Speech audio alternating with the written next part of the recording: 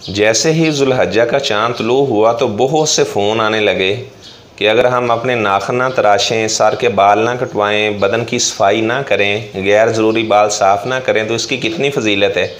तो चूँकि हमने कुर्बानी करनी है तो लिहाजा हमने सुना है कि इस तरह अगर कोई आदमी ना काटेगा तो उसे अजर मिलेगा।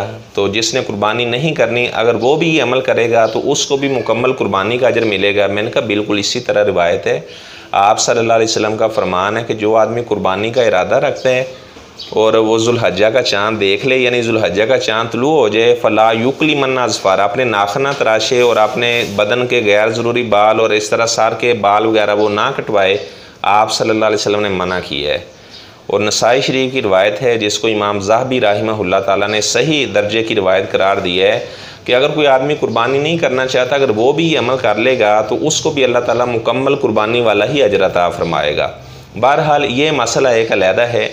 बात ये है, मैं हैरान हो रहा था कि मुझसे जो लोग रब्ता करने वाले थे, यानी कसरत से ख़वातीन ने भी फ़ोन किए और इसी तरह कसीर तादाद में मर्दों ने भी फ़ोन किए। तो मैं हैरान हो रहा था कि इस मसले पर इतनी तवज्जो है सब की, और आप सल्लल्लाहु अलैहि वसल्लम उसी पैगंबर का ये फरमान है कि अपनी दाढ़ियों को मुआफ़ कर दो, अपनी दाढ़ियों को बढ़ाओ, दाढ़ियों को ना काटा जाए ना उसको तराशा जाए।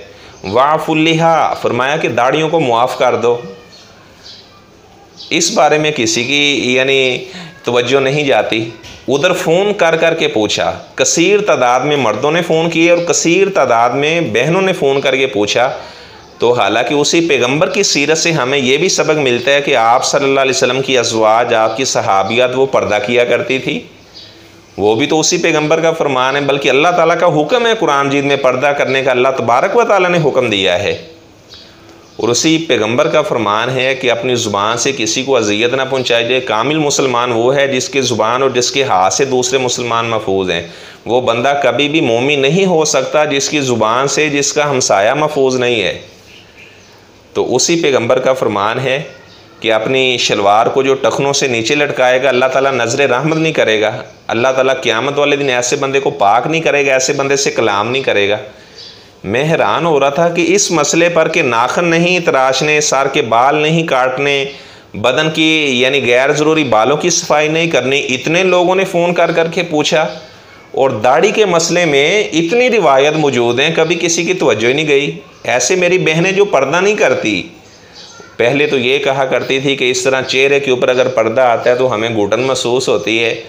अब जितनी भी यूनिवर्सिटीज़ हैं, इसी तरह हस्पताल हैं, आप वहाँ पर जाएं तो जब तक मास्क ना लगाया हो आपको अंदर दाखिल होने की इजाज़त नहीं है। ऐसे बैंकों का मामला है, मास्क लगाएं और उसके बाद आप अंदर जा सकते हैं। अब कोई भी नहीं कहता कि उससे मेरा दम घुटता है।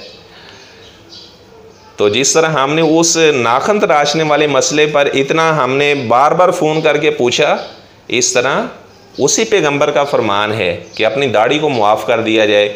उसी पैगंबर की अज़वाज पर्दा किया करती थी। उसी पैगंबर सल्लल्लाहु अलैहि वसल्लम ने हमें इसी तरह और भी यानी हमसायों के साथ नेक काम करने का, हमसायों के साथ नेकी करने का, उनके हर मामले में ख्याल रखने का उसी पैगंबर ने हुक्म दिया है। उसी पैगंबर का फरमान है कि वो आदमी अल्लाह ताला की रहमत से दूर हुआ, अल्लाह ताला कभी कलाम नहीं करेगा, पाक नहीं करेगा जो अपने माँ बाप का नाफरमान है। इस तरह तवज्जो नहीं जाती। बाद ऐसे लोग हैं वो जनाब बड़े दीनदार बनते हैं लेकिन उसकी वालदा उससे नाराज़ है, उसका बूढ़ा बाप उससे नाराज़ है, तो भाई आपके नेक अमाल करने का क्या फ़ायदा है।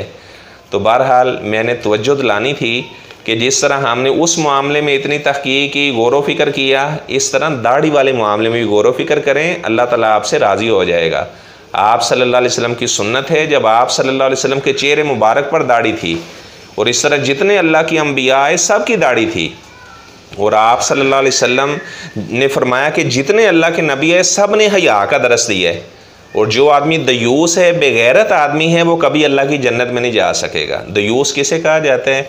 उसकी बीवी गलत काम करती है और वो ज़रा बराबर परवाह नहीं करता, ऐसा आदमी दयूस है, वो अल्लाह की जन्नत में नहीं जा सकेगा। बीवी बेपर्दा है, कभी उसने पर्दे के बारे में सोचा भी नहीं है। परसों मुझे एक बहन ने फ़ोन किया, वो बेचारी पर्दा करना चाहती है और उसके घर वाले उसे पर्दा नहीं करने देते।